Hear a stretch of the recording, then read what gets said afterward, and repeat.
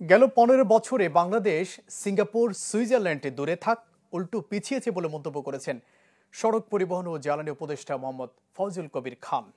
বিকেলে চট্টগ্রাম সার্কিট হাউসে সরকারি কর্মকর্তাদের সাথে মত বিনিময়কালে তিনি মন্তব্য করেন, বলেন দুর্বৃত্তায়নের কারণে ইস্টার্ন রিফাইনারির দ্বিতীয় ইউনিটের কাজ শুরু হতে পারেনি, সহসাই তা শুরু হবে।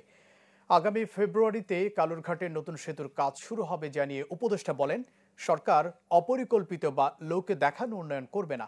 City mayor doctor Sadat Hossain, জেলা প্রশাসক ফরিদা খানম সভায় উপস্থিত ছিলেন।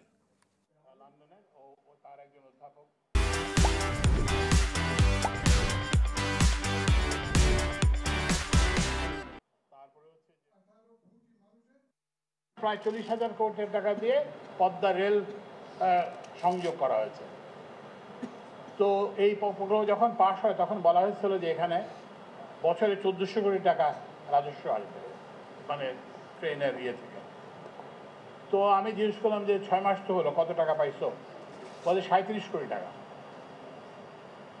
এই যে একটা মানে অপচয়ের, মনে হচ্ছে যে আমরা একটা ওই যে বলা হচ্ছিল যে সুইজারল্যান্ড হয়ে গেছি, সিঙ্গাপুর হয়ে গেছি। আসলে কিন্তু আমরা কিছুই হয় নাই। আমরা কিন্তু সম্ভবত যেখানে ছিলাম তার থেকে পিছিয়ে গেছি।